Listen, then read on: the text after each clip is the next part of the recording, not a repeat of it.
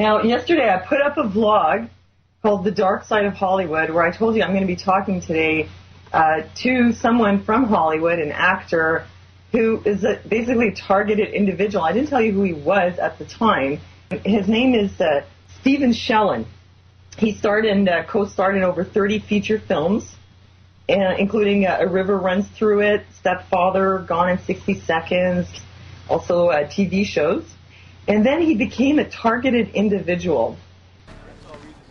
My name is Roger. Sir, may I be of some help?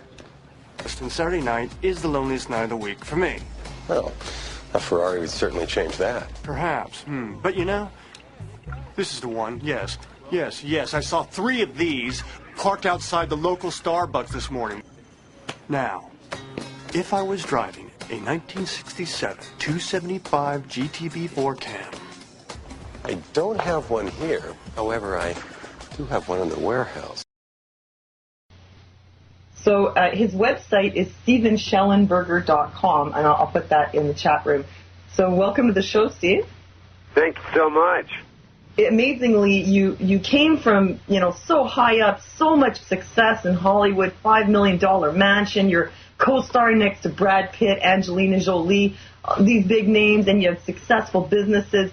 And by being a targeted individual, you basically lost everything, material, but you didn't lose yourself. You didn't lose your sense of humor, and you're just an awesome guy. Oh, thanks. Yeah, everything you went through. So, today we're going to talk a bit about what you did go through. Okay. Let's start out. Do you want to tell us a little bit about how this started, and then we'll talk a bit more about. Yeah, it's hard to trace it back, and I'm guilty also of being in the Hollywood bubble. I discovered I love the art and the craft of acting, and then I started taking it very serious, and then my career sort of blossomed after that, and I had a bar, and I started a theater company in a bar, and Sean did his play in my bar, and Sean, Madonna, Demi, who I used to know, Demi Moore, and anyway, all these different people would come to my bar, and I can promise you, I can swear on my life, that guy, Joe Cerno, who also created 24, he's a puppet for these same creeps that do this stuff. I tried to have a conversation with him. This is when I was homeless, and I'm suddenly offered a TV show after being homeless, living on the street, and I'm suddenly given a limousine, given a dressing room, being treated like I'm the star of the show along with Peter Wilson for 4 episodes, and it was like, well, where'd this come from? It was all designed just to mess with my head, and that guy sat down next to me and said, so you've got all these people fooled, but we know who you are, and we're going to keep working on you, or something to that effect. Well, that was and that guy gets his information. He's best friends with the Bush family. He gets his information right from the source. That's why he's able to write, stuff about Section, which is essentially the CIA and mind programming. That's what that show's all about. What they don't tell you is that they take 2- and 3-year-old children and start programming them at that age. Can we talk a little bit about how you were targeted? There's a lot to talk about. Yeah, there is, and I'll try to do the condensed version. Well, what's it called about the Freemasons? National Treasure. Anyway, I went to France. I stayed in a hotel, and I met a girl who was coming home from Polanski's house who worked at the hotel. I had sex with her, and she became pregnant within a month. I married her, and then 5 years later, she admitted to being a prostitute, and I went to the police and tried to find out what was going on, and then that's when the targeting started. 15 years ago, my children are stolen from me, and rather than people being sympathetic or empathetic towards me about what had happened, I was across the board blacklisted, harassed, had bans, matching license plates following me through 3 different states. In France, I was followed where I did a movie with Lorraine Bracco where I was completely gaslit, messed with, and it went on for years and years and years and years. Safety box break-ins in 3 different banks, I mean, really, if you go to the website, Are You Targeted? I'm like the poster child for what it is to be targeted. And I may have been targeted because I'd wanted to quit that show called Counter-Strike, and maybe because I was a loudmouth, and maybe because I was not what they considered programmable in Hollywood. So the root of why I was targeted and who's really behind my targeting, COINTELPRO, who can get in your bank safety boxes? Is it just one angry person? I doubt it. So, Steve, she came into your life after you were talking about quitting the show, and that's kind of... No, she came in, yeah, I guess you're right. Yeah, she probably did. It's been, 20 years, but yeah, I think she did come in my life around the same time that It might have had something to do with that. I mean, you don't really know exactly what you did. It might have had something to do with that show. It might have just been that you were not controllable the way other people were. You told me you were always really open book. Get into a little bit about the kind of systematic harassment. If he tried to come out and tell anybody about it, the ones doing it had done it in such a way that it would just make him look crazy if he tried to say these things. Everybody knows you can't get into someone's safety deposit box. You can't do a lot of the things, or they're just so weird. Unless something's tangible, I don't really... It's hard enough for anyone to get their head around what happened to me. It's so much easier just to assume that I'm some crazy, artist that, invented a story. So I don't go to the electromagnetic... I don't generally talk about that, but it's absolutely there. The very courts that you're trying to get to listen to you, they're already against you. It's like, let's say I'm Jewish and I'm in Nazi Germany during the Second World War, and it's like running to the Nazis saying, God, please help me. They're trying to kill me. Well, that's like what happened to you when you went to the Children's Aid Society and tried to tell them. I'm going to the enemy to ask for help. So going to the Bioethics Commission, it brings awareness. That's what's good. But as far as it's for Obama, it's supposed to be for President Obama to look at, to hear about this. They know they're doing this. Are you kidding me? Well, what do you think they're spending those billions of dollars on?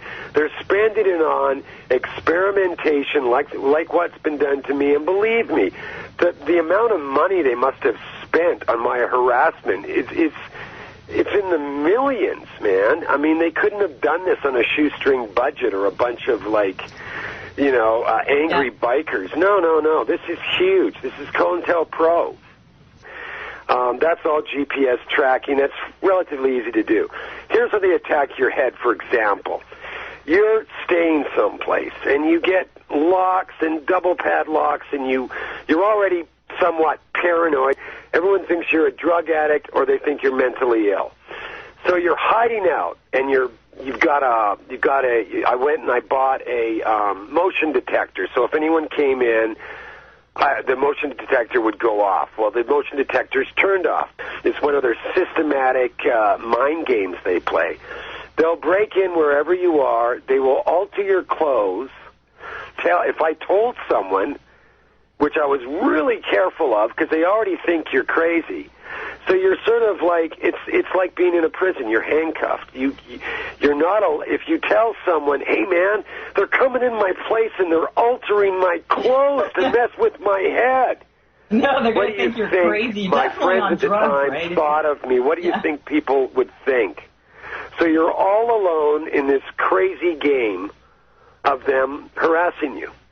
And that's just one little example. The safety box break-ins is better because it's more tangible, right? Mm-hmm. And of course, the woman working behind the safety box section of the bank, she loses her job or gets transferred. People just start evaporating. I wanted to make sure that we could talk a little bit. I know that this stuff, like you said, it sounds totally crazy. It's hard for people to believe, and that's actually the reaction some people are having in the chat room, that this guy has completely lost it. But no, you actually haven't lost it. I know you in real life. You're together. You're very, very talented, productive artist, and you absolutely have not lost it. This stuff really happened to you. You also have witnesses to that. Yeah, well, sorry, I'm hypersensitive when people start saying, oh, he's nuts. It's like, You know what? Well, they're Think probably just whatever saying you that want, to, but like, when it push your happens to buttons, too, you know? Good luck, because if it happened to me, it can happen to anyone. I know that as he's telling his story, and it sounds so far out that there are probably people thinking, well, this guy's crazy, or maybe he was an alcoholic or whatever, even though we told you that that's not the case. But here's a couple examples of evidence. Now, if you look him up on the Internet, you look up the movies that he was in, you'll see that everywhere, including Wikipedia, his name is either omitted or he's listed at the end, even if he had a starring or co-starring role. That still happened. You can't change it on Wikipedia and put him as like the third starring person. No, they'll either remove him or put him to the end. That's still there. He just completely blacklisted from the Internet. That was one thing.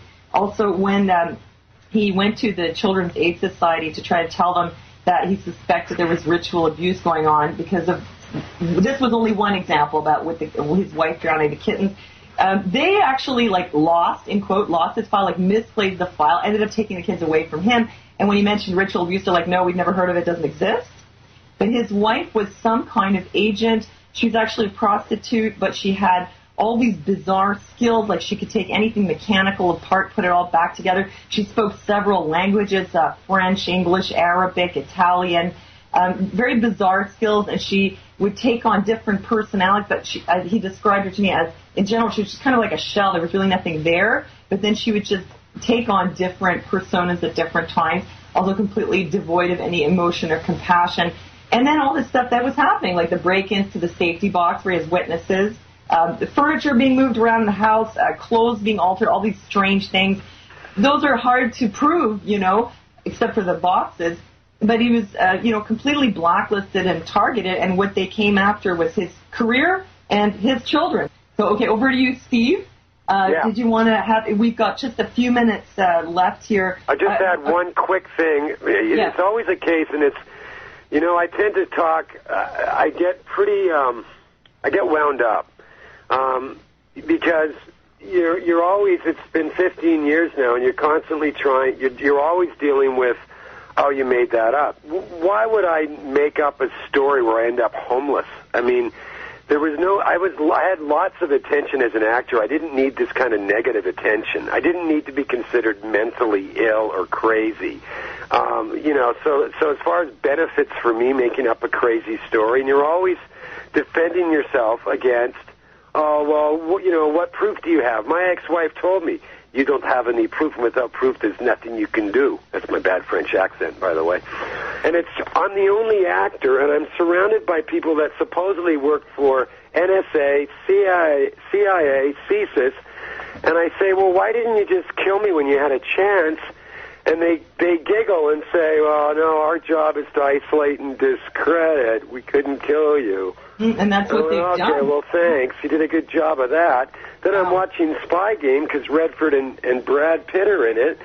And in the movie, there's a point where Redford turns to Brad Pitt's character and says, no, our job in the CIA now is to isolate and discredit. And I'm like, wow, bingo. Ain't that the truth, Well, it goes, the story that you told me and what you told us just now, it just goes to show how extensive this is, how systematic it is, how cleverly done it is, too, that they've done it in such a way that if you try to even tell people about it, you just look crazy.